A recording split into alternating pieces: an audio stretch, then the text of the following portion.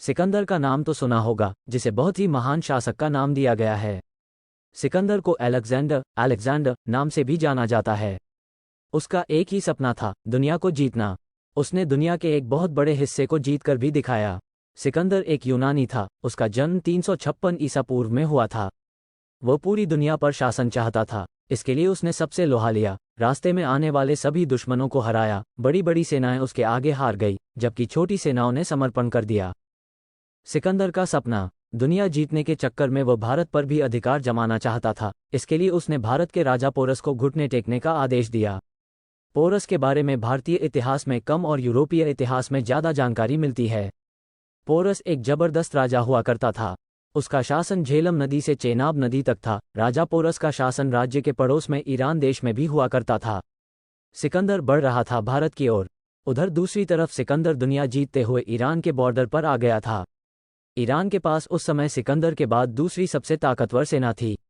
Iran को जीतने के लिए सिकंदर ने कई आक्रमण किए। एक समय पर ईरान हार की कगार पर था, तब उसने पड़ोसी देश भारत के राजा पोरस से मदद मांगी। लेकिन जब तक मदद पहुंचती, सिकंदर ने ईरान पर आक्रमण कर उसे हरा दिया। सिकंदर ने किया भारत पर आक्रमण।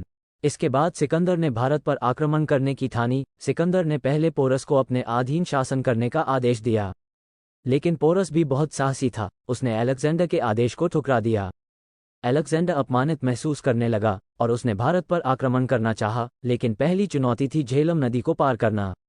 खैर, कैसे तैसे झेलम नदी को पार करके युद्ध शुरू हुआ, लेकिन यह युद्ध सिकंदर के जीवन काल का सबसे भीषण युद्ध साबित हुआ। एक समय सिकंदर यह युद्ध जीतता हुआ नजर आ रहा था। भारत ने ऐसा बदला युद्ध का रुख, लेकिन पोरस ने युद्ध के बीच में अचानक से हाथियों का इस्तेमाल किया, जिससे सिकंदर की सेना बिखर गई। दोनों सेना से बहुत लोग मारे गए और पोरस और सिकंदर दोनों जख्मी हो गए। नहीं जीत पाया भारत को सिकंदर। दिन खत्म हो गया, सूरज ढल गया। सिकंदर के सबसे खास घोड़े की मौत हो गई, जिसके बाद उसने वापस लौटने का निर्णय लिया। इस तरह भारत को जीतने का ख्वाब अधूरा रह गया।